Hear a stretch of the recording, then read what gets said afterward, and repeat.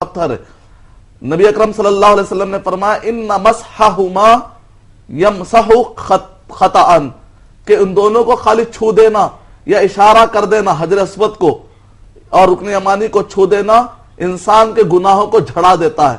اور جو آپ طواف کرتے ہیں، ایک طواف اگر آپ کرتے ہیں 7 چکر کا تو ایک غلام آزاد کرنے کا ثواب لکھا جائے گا، اور ایک قدم اٹھاتے ہیں تو ایک نیکی ملے گی، ایک گناہ جھڑ جائے گا. جتنے بھی حاجی قدم اٹھائے گا اس کو اس کا ثواب ملے گا. اور کعبہ جس کے بارے میں بتایا گیا کہ توحید کے لیے قائم کیا گیا، جس کی تاریخ بتائی گئی کہ آدم علیہ السلام کے زمانے سے یہ موجود ہے، اور قرآن مجید میں کہا گیا کہ ابراہیم علیہ السلام نے کعبے کی دیواروں کو قائم کیا. تو یہ ہے کعبے کا تعارف جو قرآن اور صحیح احادیث کی روشنی میں ہمیں ملتا ہے. اس میں مدنی صاحب یہ بات بھی میں ڈال دوں کہ کعبے کو زمین کا سینٹر پوائنٹ مانا جاتا ہے، یہ بھی کہاں تک درست ہے اور کیسے اس کو ہم ثابت کر سکتے ہیں؟ کیا برکتیں، کیا انوار نازل ہوتے ہیں اس خاص مقام پر اللہ کے؟ بہت اچھا آپ نے سوال کیا ہے کہ اگر آپ، جیسا کہ ہم جانتے ہیں کہ جو کرۂ ارض ہے، یہ جو زمین ہے ایک بیضوی شکل کی ہے.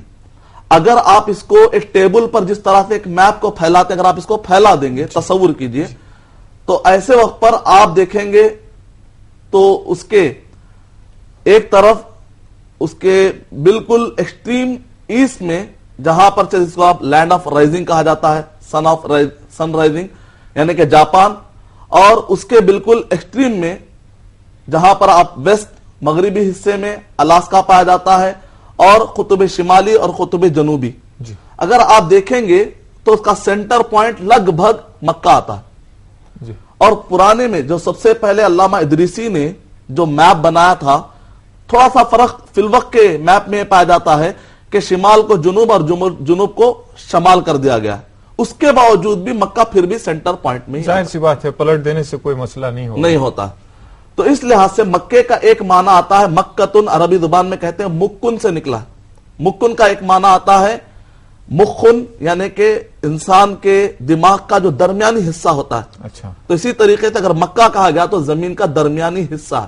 سبحان اللہ. اور اسی طریقے سے الفریڈ ویجنر نامی ایک جیولوجسٹ ہے اور ڈرفٹنگ آف کانٹیننٹ پر کافی ماہر ہے. اس شخص نے تحقیق کے بعد یہ بات کو اس نے مزید دعوے کے طور پر بھی کہا ہے، اور بھی ہم انشاءاللہ اس بارے میں معلومات بھی دیں گے کہ سب سے پہلے جو زمین ظاہر ہوئی ہے وہ مکے کی ہے. اس تھیوری کو بھی پروف کیا جا سکتا ہے، وہی پوائنٹ میں آپ کو دوں گا. اور جو بہن کا سوال رہ چکا تھا کہ حج سے آنے کے بعد اگر حاجی نیک کاموں میں مبتلا ہے اور برائیوں سے دور ہے تو سمجھ جائیے کہ اس کا حج انشاءاللہ قبول ہو گیا. یہ ایک علامت ہے اس بات کی کہ اس کا حج قبول ہوا یا نہیں ہوا. باقی کا تو دعا کرنی چاہیے. جہاں تک شادیوں کا مسئلہ ہے تو یقیناً نبی اکرم صلی اللہ علیہ وسلم نے فرمایا کہ شادی کی بنیاد دینداری کی بنیاد پر ہو. خوبصورتی آپ دیکھ سکتے ہیں، حسب نسب، یہ ساری چیزیں آپ دیکھ سکتے ہیں، لیکن بنیاد جو ہے خوب دینداری ہونی چاہیے. اس کی بنیاد پر اگر فیصلے ہوں گے تو انشاءاللہ معاشرے سے جو نبی اکرم صلی اللہ علیہ وسلم کی حکمت یا جو نصیحت ہے، اگر اس کو مسلمان فالو کریں گے، بلکہ پورے انسان فالو کریں گے، تو انشاءاللہ معاشرے کے اندر امن آ جائے گا. شکریہ مدنی صاحب. دیگر ایک سوال باقی تھا لیکن اس کو شامل کرتے ہیں، لیکن ایک کالر کو شامل کر لیتے ہیں. ہیلو. السلام علیکم. جی وعلیکم السلام. مولانا صاحب مجھے کعبے کے تعلق سے ایک سوال پوچھنا تھا. جی بتائیے. تھا آپ سے. کعبہ صرف ایک ڈائریکشن ہے. جی. ہیلو. جی جی جی جی. کعبہ صرف ایک ڈائریکشن ہے تو ہمیں حج کرنے کے لیے کعبہ شریف جانا کیوں ضروری ہے؟ اچھا جی، صرف ایک ڈائریکشن ہے آپ کہتی ہیں؟ جی ہاں، مطلب تمام مسلمانوں کے لیے ایک طرف یا سائیڈ ہے، سینٹر ہے جس طرف رخ کر کے نماز ادا کرنی ہے. اچھا جی، بہتر صاحب بہتر، بہت شکریہ آپ نے ہمیں کال کیا. اور ایک کالر لائن پر موجود ہے، ناظرین جانتے ہیں ان کا بھی سوال. ہیلو. ہیلو. ہلو. جی السلام علیکم. وعلیکم السلام. جی محترم، کون اور کہاں سے؟ جی جناب میں مظفر نگر سے بول رہا ہوں، محمد مصطفیٰ. محمد مصطفیٰ صاحب مظفر نگر سے. جی جناب مجھے ایک سوال پوچھنا تھا حج سے متعلق. جی جی. میرا سوال یہ ہے کہ لوگ حج پر جانے سے پہلے رشتہ داروں سے ملنے جاتے ہیں. جی. ہمارے یہاں ایک طرح کا ایک رواج بنا ہوا ہے. ہاں جی.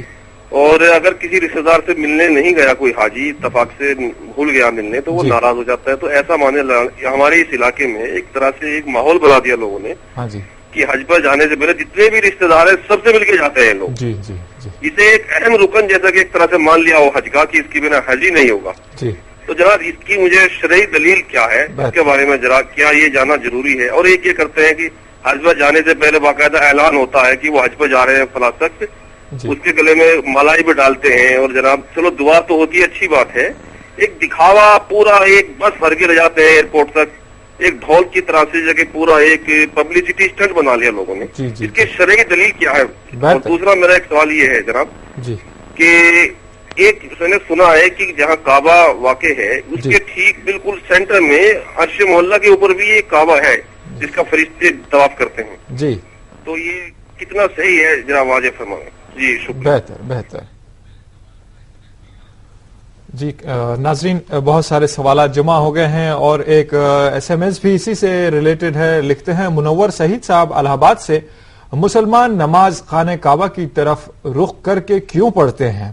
اس ایس ایم ایس کو بھی شامل کریں گے محترم. اور دیگر جو ہے کہ کعبے کا ڈائریکشن سے متعلق بھی سوال آیا ہے، یہ سوالات کے جوابات سارے دیں گے. لیکن ایک سوال جو بینکاک سے آیا تھا جو کہ بھائی کہہ رہے تھے کہ بڑے بھائی صاحب ہیں جو کہ حاجی ہیں اور چھوٹے بھائیوں کا انہوں نے حق تلف کیا ہوا ہے، حقوق ادا نہیں کرتے ہیں، تو ایسے لوگوں کے لیے کیا کہنا ہے اسلام کا؟ وعلیکم السلام ورحمۃ اللہ وبرکاتہ. کافی سوالات ہمارے پاس موجود ہے. ایک سوال جو بھائی نے تھائی لینڈ سے یعنی بینکاک سے انہوں نے کیا تھا کہ اگر کوئی شخص حج کو چلا جاتا ہے جبکہ اس نے اپنے بھائیوں کا یا رشتہ داروں کا اس نے حق مارا ہے، تو اس کے لیے ایک حدیث شریف آپ سن لیجئے کہ نبی اکرم صلی اللہ علیہ وسلم نے فرمایا رب رجل اشعث اغبر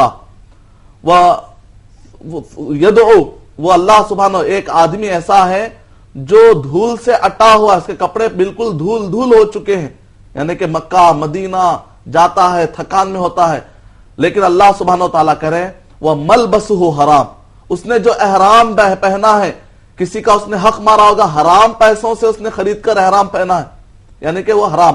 وَمَطْعَمُهُ حرام، اور وہ حرام کھا کھا کر وہ پلا ہوا ہے. فَأَنَّا يُسْتَجَابُ لَهُ، تو اللہ سبحانہ تعالیٰ کہیں گے کہ اس کی دعا کہاں سے قبول ہوگی؟ اس کا حج اور اس کی دعا منہ پر مار دی جائے. اللہ اکبر. تو ان سب لوگوں کو ڈرنا چاہیے جو بھی لینڈ گرابنگ میں ہو یا کوئی بھی ٹرانزیکشن میں ہو، جہاں کہیں پر بھی کسی کے حقوق مار کر آپ اپنی تجوری یا پیٹ بھرتے ہیں، حج قبول نہیں ہوگا تو پھر اس مال کا فائدہ کیا ہے؟ کیا حقوق العباد بھی تلف کرنے سے اسی طرح کی دلیل ہے؟ حقوق العباد، تکلیف، آپ کی زبان سے تکلیف ہوتی ہے، بیہیویئر سے تکلیف ہوتی ہے، یہ ساری چیزیں تو یقیناً آدمی کا اگر وہ نیک عمل کرے گا تو ساتھ ساتھ میں خود بخود یہ گناہ بڑھائے گا تو کوئی پھر اثر نہیں رہے گا. لیکن اگر وہ مال کا حرام طریقے سے کماتا ہے اور حرام کھاتا ہے تب تو کہا کہ اس کی دعائیں قبول نہیں ہوگی. جب دعا قبول نہیں ہوگی تو حج پر بھی اثر پڑے گا. اور جہاں تک ہمارے باقی سوالات ہیں، یقیناً ہم باقی سوالات کو شامل کریں گے. ناظرین آئیے چلتے ہیں ایک مختصر سے وقفے کی جانب، اس یقین کے ساتھ کہ بریک کے بعد آپ اور ہم پھر ساتھ ہوں گے. ناظرین وقفے کے بعد پروگرام کے آخری سیگمنٹ میں آپ کا پھر سے خیر مقدم ہے. بریک سے پہلے ہمیں 3 سوالات موصول ہوئے تھے اور ایک ایس ایم ایس بھی ہم نے اس میں شامل کیا تھا، انہی کے جواب پہلے دے دیتے ہیں. مدنی صاحب بتائیے کہ کعبہ صرف اگر ایک ڈائریکشن ہے جو قبلہ رخ ہم نماز پڑھتے ہیں تو کعبے کو جانا کس لیے ہے حج کے لیے؟ یہ بہن نے سوال کیا تھا. اور دیگر کہ حج پر جانے سے پہلے رشتہ داروں سے ملنا کیا معنی رکھتا ہے، اور جو شو پٹ اپ ہے یا ریاکاری ہے، جو بھی مقاصد ہیں یہ ساری چیزیں ہیں. اور کعبے